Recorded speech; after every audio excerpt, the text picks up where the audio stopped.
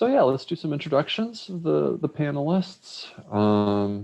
So I am Dr. Joseph Hammer, Associate Professor of Counseling Psych. I study a few things, what stops people from getting talk therapy when they need it, how to measure psychological constructs like stigma or spirituality in a manner that's reliable and valid across different groups of people. And I'm also preparing to start a line of research looking at what helps white people develop critical consciousness, specifically around preventing and addressing anti-Black racism. I teach a variety of classes like prac and counseling techniques and counseling theories. I mentor and train doctoral students at the doctoral and master's level in our program, in my research lab, and also work with some undergrads as research assistants and undergraduate interns. So that's a little bit about me, and I use pronouns he, him, his. Dr. Hargons? Hey y'all, my name is Dr. Candice Hargons, and I am in my 6th year here as Director of Master's Training and on the Counseling Psychology faculty as an assistant professor. I study sex and social justice and sometimes leadership, all with a love ethic. Specifically, I look at racial trauma and how that affects the body and the mind and how to prevent it and heal it. And I also look at good sex, like what makes sex pleasurable for people of color in particular. So you can ask me any questions about the master's program as well, if that's something you're interested in. And I teach classes like psychopathology and social justice consultation and ethics and practicum classes. I mentor students for research in the Rise Square research team. You can learn more about that on my website. And so I'll post that in the chat closer to the end. But thanks for being here. How about you next, Natalie, and then Dschaak? Hello, my name is Natalie. I use she, her pronouns. I was born and raised in Kentucky, went to Kentucky for undergrad and decided I was going to hang out for my doctorate as well. So I applied during the fall 2018 cycle and was accepted post-baccalaureate. So if you have interest in applying straight out of undergrad, definitely welcome questions related to that. Currently, I'm in my 3rd year, and Dr. Hargons is my primary advisor. I work in the Rise Squared lab as well as Dr. Stevens Watkins lab, and broadly my research interests include social justice, love, sex, and spirituality among Black folks, and I have a budding interest in culturally adaptive mindfulness practices. So if you're into holistic health and things like that, yoga, etc., I am your girl. We could talk about it all day. So I'm happy to be here with you guys. Hey everyone, my name's Dschaak, pronouns he, him, his. I am a 4th year doctoral candidate here under Dr. Joseph Hammer. Broadly speaking, my research interests focus on rural substance use treatment utilization. Clinically, my focus has always been treating substance use as well. My path was a little bit different than Natalie's. I actually completed my master's education at the University of North Dakota. So I'd be more than happy to speak about that process too. Thank you both. Yeah, so now that the 4 of us are introduced, we welcome your questions. So if you have a question you want to ask verbally, you can just note that in the chat and we'll call on you. Or if you prefer to just type your question into the chat, that works well too. So go ahead and pop that in at any time and we'll keep an eye on it.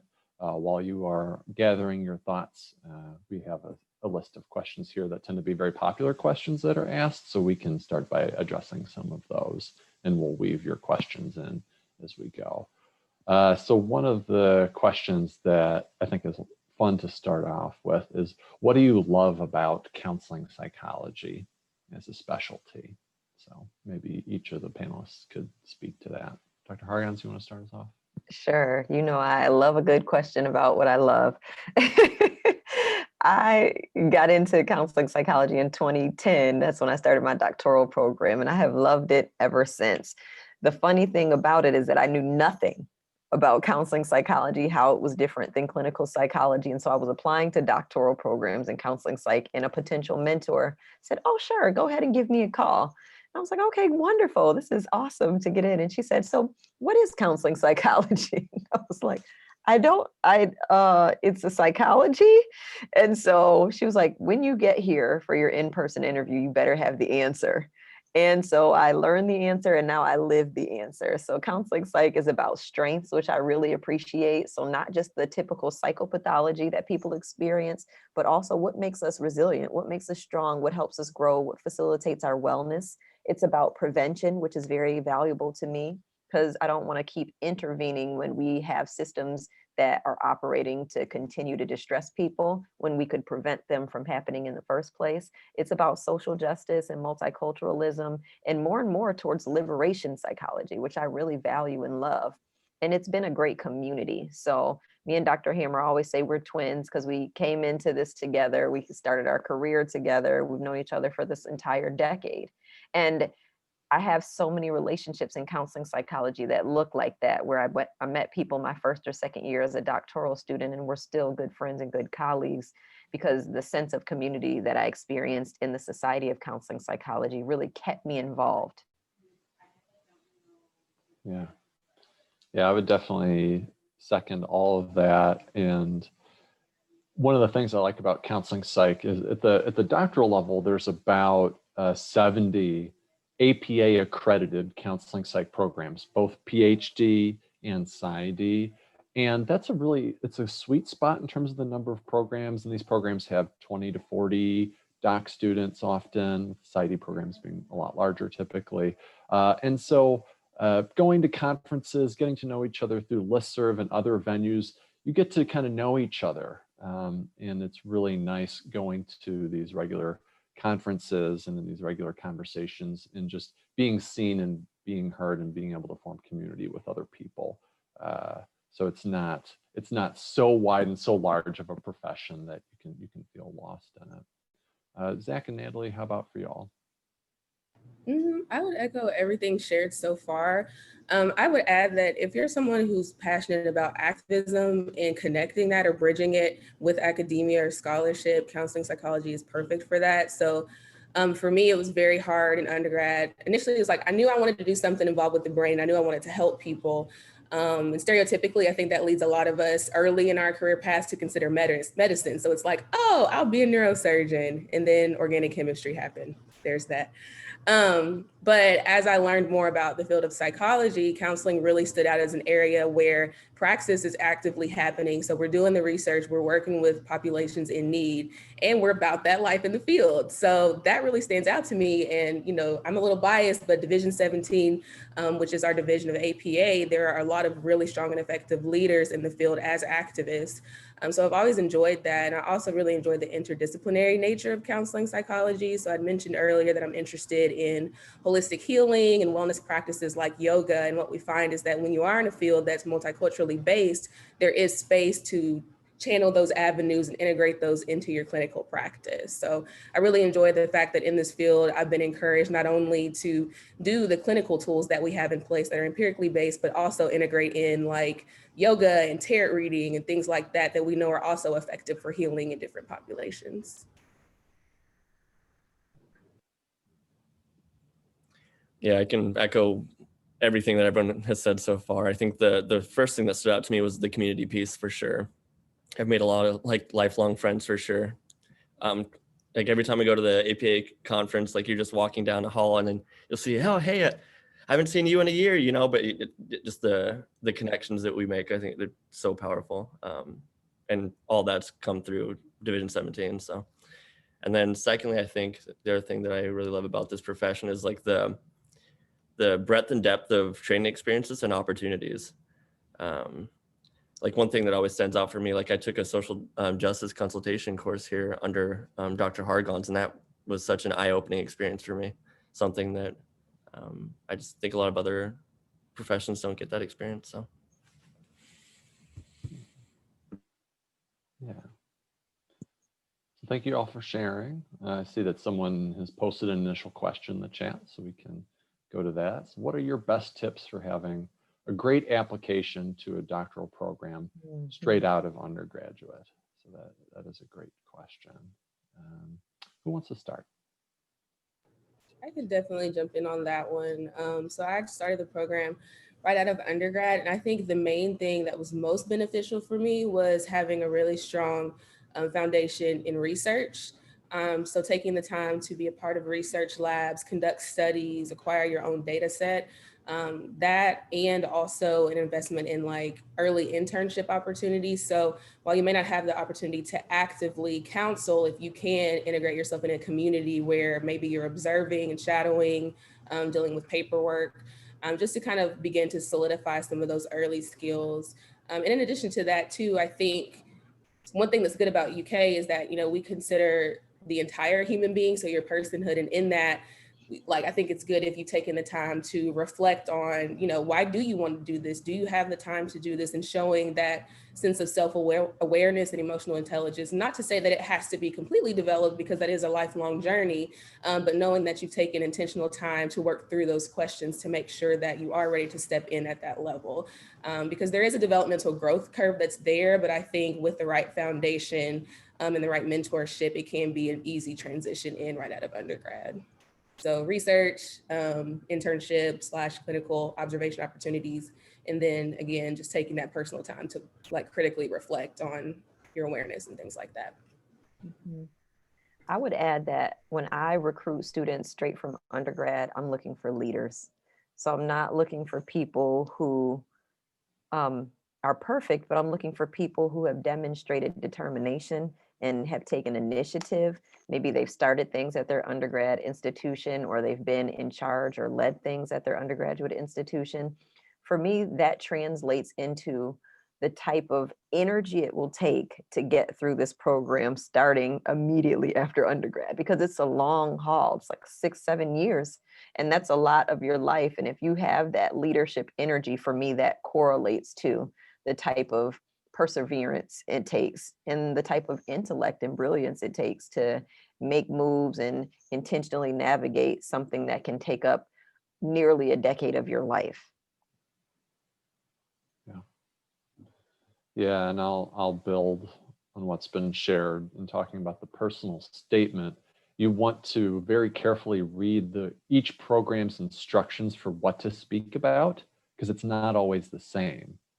There's similarities and there are some differences, but typically it's going to involve core things like why us. You need to be articulate why their program specifically, because they know that you're applying to a bunch of different programs, and they want to know you're not just a safety school for them. They want to know that you're applying to them because there's something unique that they seem, as far as you can tell from reading their website or whatever other clues you can get, that there's something really good that they do that helps them stand out, that makes them uniquely excited. And for a lot of PhD programs, not all, but a lot of them, the way in which you're applying is that you're looking to work most closely with a particular professor, maybe two professors, but usually a specific professor who becomes your primary research mentor.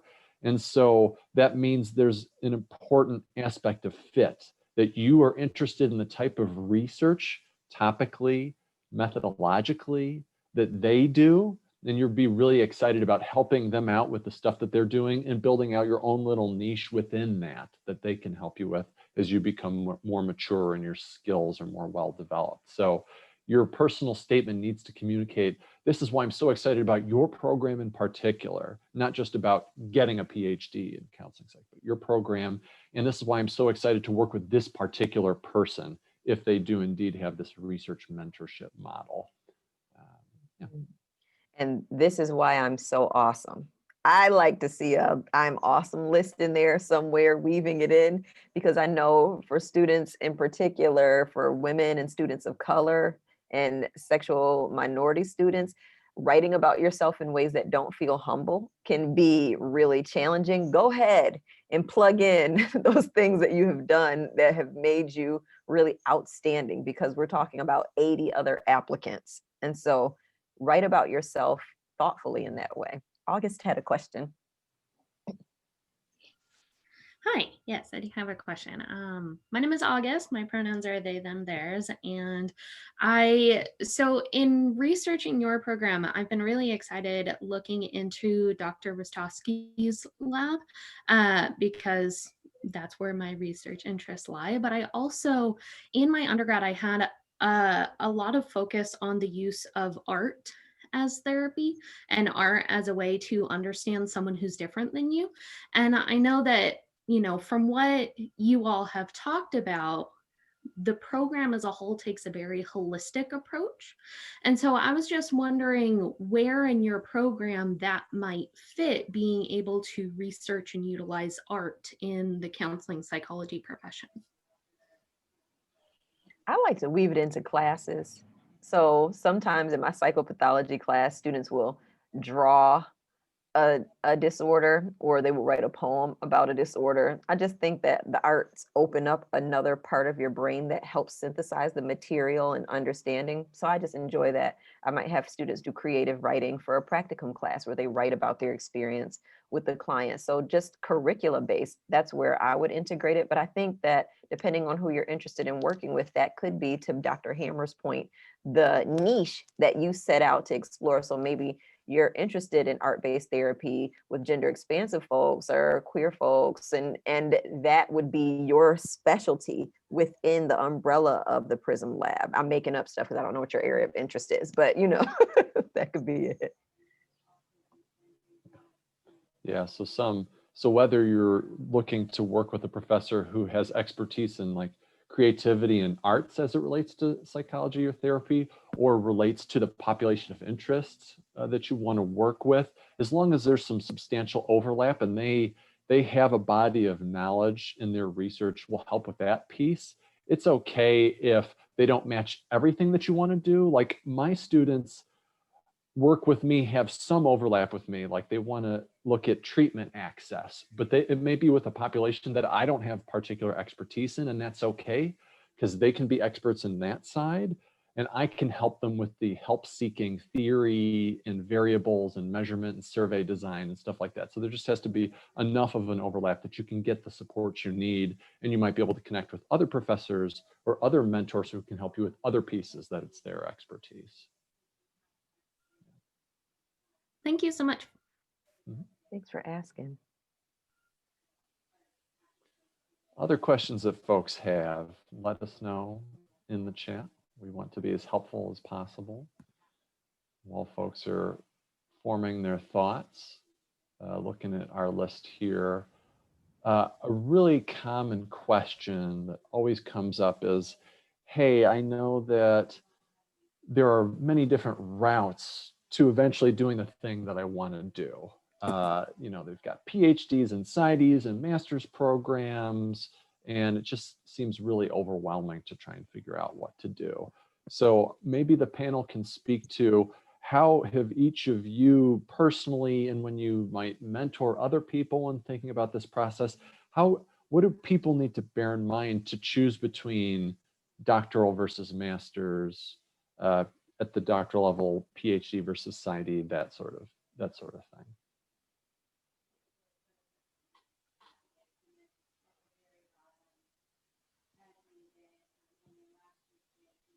So I know I have a lot of thoughts, but I want to go for it.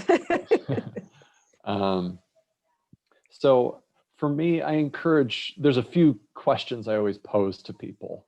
One is that, do you mostly want to work with people and provide mental health services, talk therapy, psychological testing and assessment, other things like that? Is it mostly about providing clinical services? And if that's the case, generally I say that I encourage people to think of the default degree as a master's degree, and that they only try and opt for a doctoral degree if some special circumstances apply. Like if you really love research and want to be able to do research or digest it at a high level, that's when a doctoral degree becomes a better fit, particularly a PhD, which has both science and practice. You're going to learn to be a researcher and to do research, as well as how to provide mental health services, testing, talk therapy, etc. You're going to learn both of those things. Whereas with a PsyD,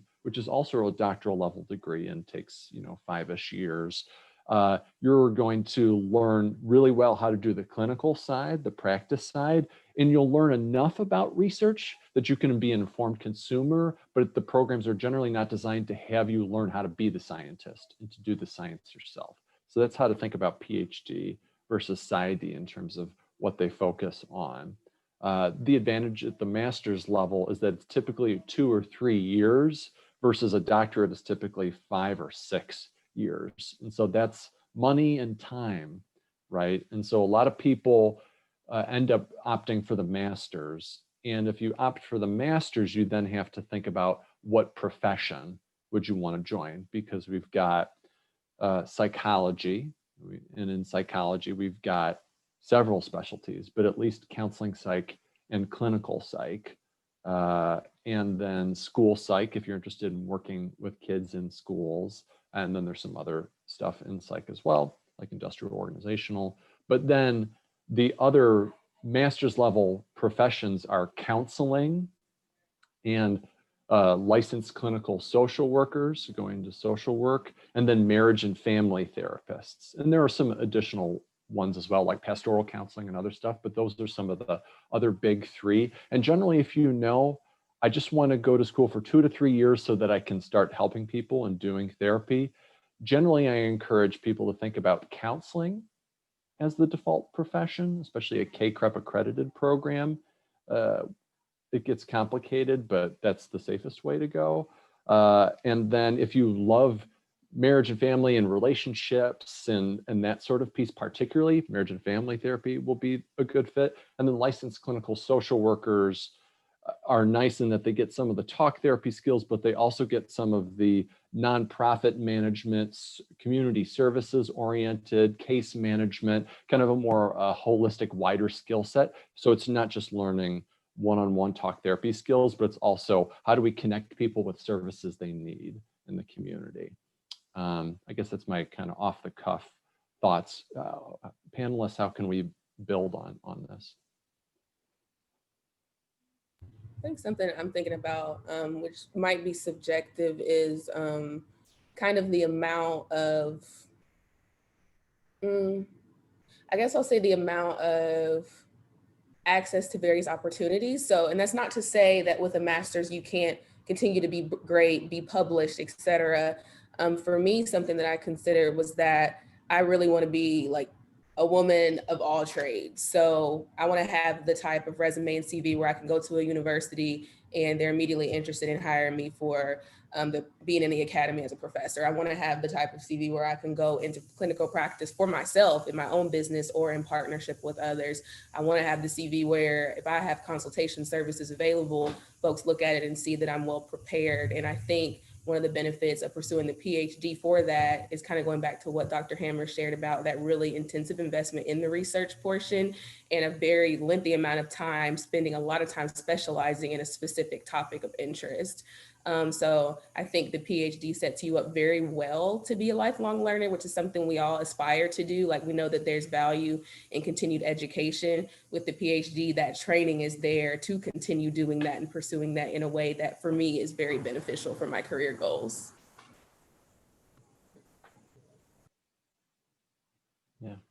I want to add that to hone in on Dr. Hammer's point about master's degrees, our program is not a KCREP accredited master's program because it is designed for you to become someone who will apply for a doctoral program. It's a doctoral prep program. So if you are interested in practicing after 2 years, our master's program is not where you would come. You would come to our master's program if perhaps you needed a little bit more time and experience in counseling psychology to determine and prepare applications for a doctoral program. So just wanted to clarify for those of you who are thinking about applying to the master's and not the PhD. Yeah, and there's a need for programs like ours in this way because the average counseling psych or clinical psych PhD program only accepts about 9% of applicants. So it's very tough to get into doctoral programs, especially PhD programs, I should say. And so that's why a lot of times we just weren't ready coming out of senior year of undergrad to have a CV that could get us into a doc program. We just needed more time and more mentoring and a little bit more polish. I will add one more thing about PsyD and PhD. This is unfortunate that it still remains true for some people, but I want to make it known that there has been some discrepancy in how the status of the degree is perceived. And so I hope that that's changing and that the arc of that will continue to change, because I know plenty of people who have PsyDs who are very strong in their area of clinical preparation and doing counseling and making sure that their skills are top notch.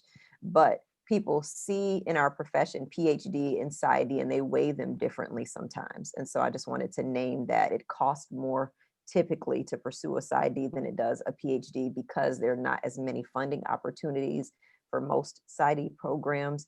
And so those are some of the things that make that association between the degree and prestige more pronounced, even though it maybe shouldn't at this point. Mhm. Sarah, you had a follow-up question. Go ahead. Yeah, hi, my name's Sarah Glenn Insco. I am a junior at Center College. I use she, her pronouns. And I was just wondering, so I've gotten some like mixed responses from different schools and my advisors at my school. Whenever you're doing research in undergrad for this program in particular, do you all want the research to have to do with like what you're interested in pursuing in the future, or does it not necessarily have to be related as long as it's like psychology research? Because like Center is a small liberal arts school, so there's research opportunities, but not as many and not as not as widespread. Yeah, I would say that the skills, the way you write about your research skills is more important than this research topic when you're coming from undergrad. So if you were in a lab and you were learning how to run statistical analysis, you write about that. We don't care that the topic wasn't necessarily aligned with our topic. Okay, it'd be great if it was, but chances are that's not. And so for you to say, I know how to do these analyses, then we know that you have developed some research skills that could translate to whatever the subject area is once you get here. That's my take on it. Yeah, some of you may have heard of this concept of transferable skills.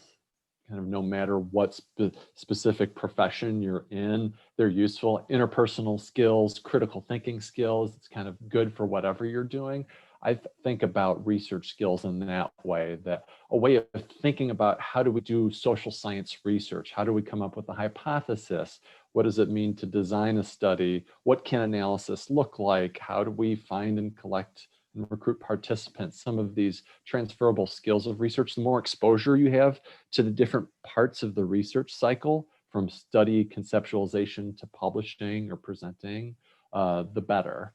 And because it's unlikely that at your particular institution where you happen to be, that you had a professor who is topically interested in exactly the thing that you're most interested in and with the type of people you want to work with. So yeah, we look for the transferable skills, and it's icing on the cake if you happen to have topical experience.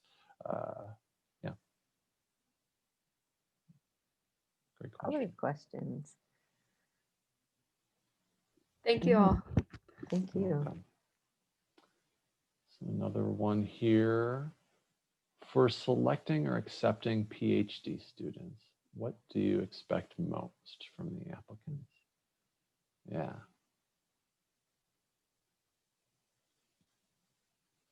I like applicants who have a story, people who are brilliant, people who demonstrate some level of resilience, commitment to excellence and determination, and the ability to write about that. Of course, there should be mentors who review your essays so that the writing is really polished, but the ability to write about yourself in a way that conveys, this is what I'm bringing to the table, is what I'm going to see first. That's what I measure. That's what I determine.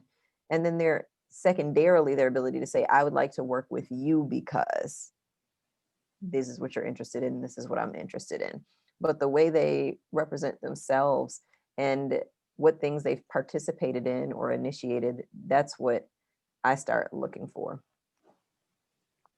Yeah, and I'll build on that by saying that because both professors and grad students are so busy, we're so busy, and so much needs to get done, that it tends to work best when everybody in our community has internal drive and the ability to function with some degree of autonomy or interdependence, not complete independence, right? But interdependence. Like, I really love to work with people where I know they can self-regulate, they can self-manage, they can set deadlines and follow through on commitments.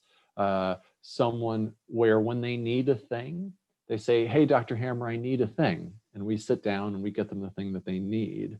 And then they can fly, right? They can do their thing, they can go, they can make a little bit more progress. And then when they have new questions or roadblocks come up, then we get back together and talk, right? But they are able to self-motivate and they're in the driver's seat. I prefer to be in the passenger seat because I have a lot of good things to share and a lot of good mentoring and all that stuff.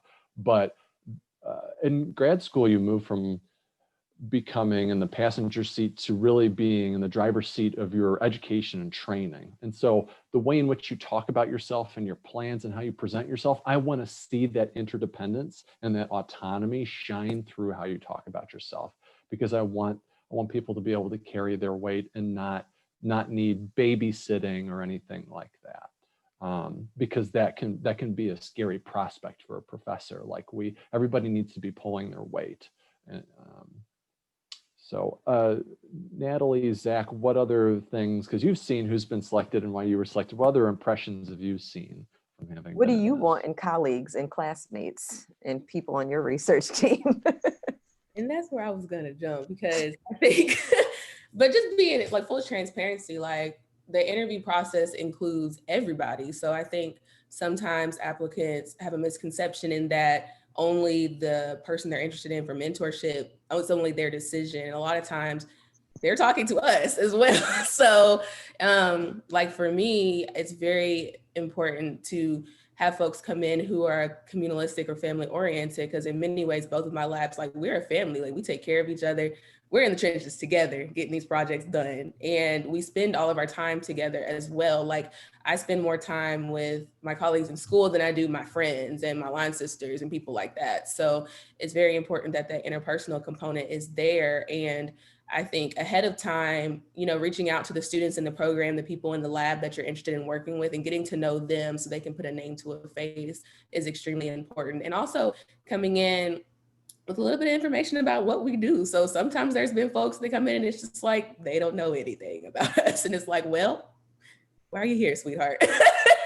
And that's just full transparency. So I think in combination with the things that Drs. Hargons and Hammer shared, like getting to know us too, because like you got to work with us. And like we shared earlier, for many of us, this is a very significant amount of time that we're in community together. Dschaak, what you got? Yeah, I really liked what you said, like that you spend more time with your colleagues and, than your friends out here. So like, really got to like the people that you're with, 80 hours a week for, 3 to 5 years. And so I know our lab, the Hammer lab, I always joke and say that there's a method to the madness, because every new applicant we get, we're instantly friends. And so like we all hang out even when we're not working. And so like that, there's something, that means something to me. And so being able to, we might be working on a manuscript and then we can go hang out, like go on a hike later that day or something like that. I love that.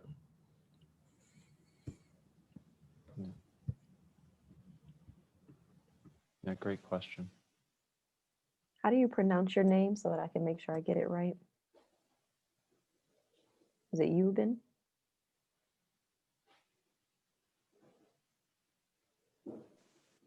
Nice to meet you. My name is Uibin Lee. Uibin. Yeah. Okay, thank you. Thank you. Yeah. Thank you for answering my question. You're welcome. You're welcome. I'm seeing here that it's 12:40, so we got another 10 minutes or so. We won't go till the end of the hour just because people have to transition to their next meetings and stuff. But this is your chance, especially if you haven't had a chance to ask a question. What have you been thinking about? What do you just want to hear more about? It can be a half-formed question. It doesn't have to be perfectly polished too. Go for it, Raven. Hi, everyone. My name is Raven Peterson. I go by she, her, hers pronouns, and I'm currently a senior at Spelman College. And I had a question specifically about the work and life balance that you do have as a graduate student. And I also appreciated that you all were speaking so like fondly of the community and the community support that is within the program, because that was going to be another question of mine. Like, is it really collaborative and not like a competitive space, and how you guys maneuver that? And so those are kind of like two questions in a sense. So if you could speak about if it's a competitive space and also like your work and life balance.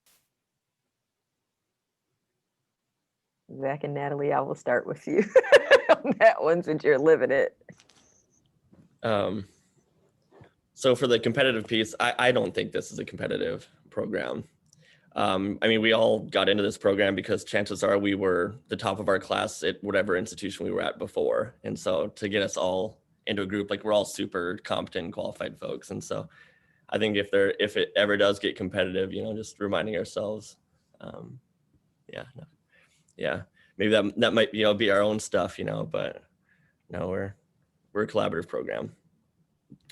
And then the work-life balance, I think that ebb and flows.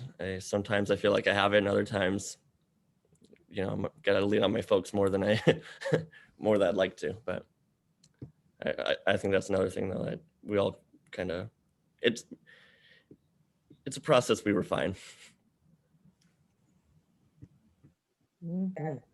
I agree. I also like too, so it's like we're not competitive, but it's also like we try our best not to be in silos. So like if we can partner with a different lab to write papers, or even like different departments, we try to do that. So we don't have no space for competition over here. Like it hurts the community, y'all. So we try not to do that as best we can. And we try to look for that in applicants, like making sure you have a collaborative spirit. I'm gonna keep it a buck. We're tired. We are exhausted. It's hard out here and life happens. Life has very much happened to me this semester. So the work-life balance is important, and it's great to think ahead about that because you do have to be very self-regulated. I think a place where people fall short, and even it's been a point for reflection for me this semester, is we get very wrapped up in like our academic identity. And while that's going to be important to prioritize, like you're a whole human. So things like eating, talking to your friends or your partner, if you need to go to yoga or kickboxing or therapy, get a therapist. Just get a therapist now. So prioritizing those things first and then making life fit around it. And I think it's also important to realize that with this commitment, like there's always time to be doing something. So anytime that you're working on something or you're choosing to binge Netflix, because we all gonna do it, or, you know, whatever it may be, like that is time that could have been going to something else. So kind of holding that and making sure that you're still doing your best to prioritize. But even in saying all that, you can have a built-in practice for all of this and life is still going to happen. So you have to be incredibly graceful with yourself and communicate that. And that kind of goes back to where having like a sense of community is very important, because we do lean on each other when things get hard, and that's student to student, students to faculty, and vice versa. So that part gets important when things do get crazy and you need grace, but also need someone else to hold you accountable to your grace too.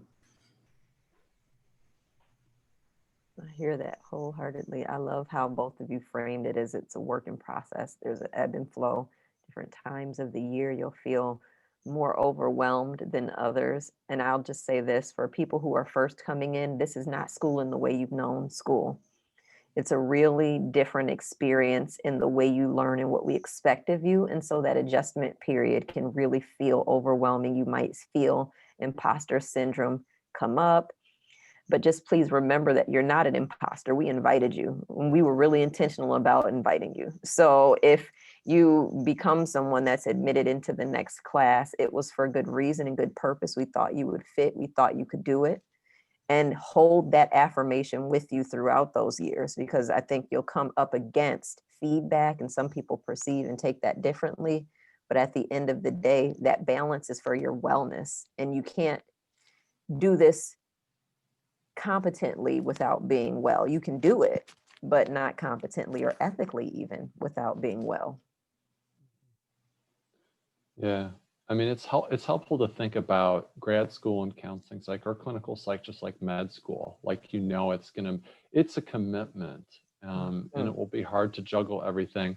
And it can only work when this training and the thing you want to become is central to what you want for yourself and what your passion is. Like, you got to really love this stuff. You want to learn how to become a really excellent talk therapist. You got to learn how to do science. You want to intrinsically want this for yourself. We are not a profession generally that you go into because it's a means to making a lot of money, because that extrinsic motivation, you will burn out if that is your only fuel and sustenance. So passion needs to be, you're going to need that passion to get through those crunch times, which you all will experience. And then we're in COVID-19 and highly publicized instances of racism, so a dual pandemic. Most of us are burnt out at this point. I know I feel that way. And so that passion, the fact that I love my job, that I have my dream job, is keeping me afloat right now until December, when I check out from all human contact. So, it's important to know. I just thought about something I wanted to add really quick, that I feel like a lot of people don't talk about with counseling programs, and kind of like it goes into what we're talking about right now. But I think when you're doing this the right way, like a lot of us are working towards like self-actualization and things like that. But this program and counseling in general as a field really challenges you in your sense of values and your areas of resistance and things like that. And it's very normal for that process to be taxing too. So for myself and others that I know, like, we have been broken all the way down to where we started in this life and had to kind of restructure ourselves based on new values that are more culturally affirming across myriad identities and things like that. So sometimes I don't think we get at that part, but especially if you're invested in like a social justice oriented program, that's a component that you have to balance as well. Thank you all for answering that question. Thank you. You even asked about average cohort in this program. What, 5 maybe? Yep. Yeah. 4 to 5 PhD students each year. And then for the master's cohort, tends to be about 8 students every year. Yeah. A lot of, gets good faculty to student ratio. And that's because it's really intensive mentoring. And that will be fairly common at other APA accredited PhD counseling psych programs. Giselle, Grace, Liana, did you have questions? I want to make sure I'm making room for everyone to ask before we wrap up.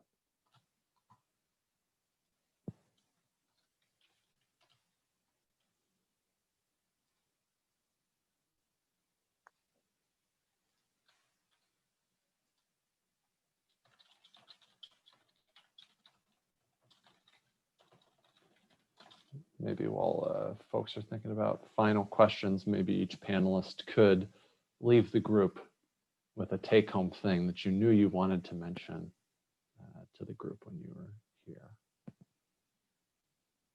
Something that feels important to share.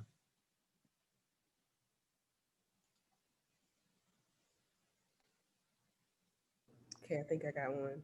Before. I would say, this is kind of, I guess this is more of a life rule too for everything, but just keeping in mind that like you can do exactly what you want to do because you're worth it and you have the ability, and there's going to be people in a program out there to make it happen. And the reason I said that was because like I knew very early on I wanted to be a sex researcher, and I can remember people telling me you can only do that if it's deficit focused or if you stuff like that. But as you search and figure out what you want to do, just know that whatever you're bringing in that you're passionate about, there is going to be somebody out there who can help you bring it into real life. So.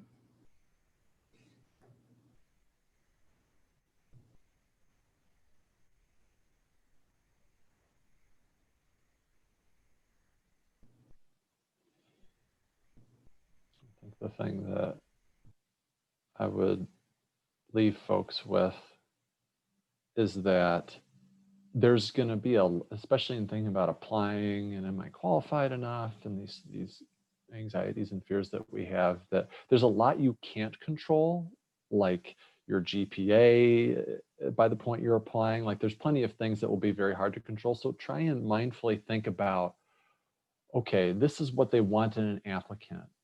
Given the amount of limited time and energy I have, where can I improve what I'm going to bring to my application? Where has the ship kind of sailed? at this point. Like where is my investment worthwhile, because it's going to create the greatest return in terms of strengthening my ability to show my best self to programs. So be intentional. I see a lot of people pour in tons and tons of time into trying to bump up their GRE scores a few points by retaking it and studying. It's like, at some point that time is better spent learning more about the program and making a more cohesive personal statement that's more polished, right? So think intentionally about that time investment. Speaking of GRE, we are not looking at GRE scores this year, which is rare, but an intentional social justice oriented decision we made programmatically, given all that's been going on this year and the financial and inequitable burden of the GRE. So if this is the year where maybe your GRE scores weren't an area where you were focusing, this could be something that you put energy in other places, because you have 12 days if you're applying for our doctoral program to submit an application, and 12 days can do a lot for you in refining an essay, much more than it can in improving a GRE score. If you are applying for the master's program, then that deadline is February 1st, so you have more time, and maybe you use that to get some research experience or study up on what the program has to offer and how some of the people here might align with your interests moving forward, or look into all of the different types of mental health programs to see what the best fit is for you. Dschaak, things you wanted to share? Yeah, in Stride 2, I was making sure I replied to everyone's questions that they sent me. I think considering that sounds like some of you folks are kind of wondering if you want to do the master's, the PhD route. I think for me, what that process looked like is I just had to be very intentional on the training that I needed to get where I wanted to be. So a lot of self-reflection with that. So like, was I going to be happy as just a clinician at a master's level? And for me, like, I wasn't going to be. So I'm not sure what that process will look like for you all, but just be very intentional on knowing where you have to, or what you have to do to get where you want to be. So there's some people talking too, if social work versus psychology and all that. So if anyone wants to talk more about that, I put my email in the chat. But yeah, and I'll post something into the chat right now. So I have most everything I ever shared during these things I've written down or recorded a video speaking about, and it's on at that link on that page. So I answer a lot of the most common questions, especially that first link to the webinar goes over a lot of the, like, here's what a good applicant can look like, here are the things you need to be thinking about, choosing the different professions, stuff like that.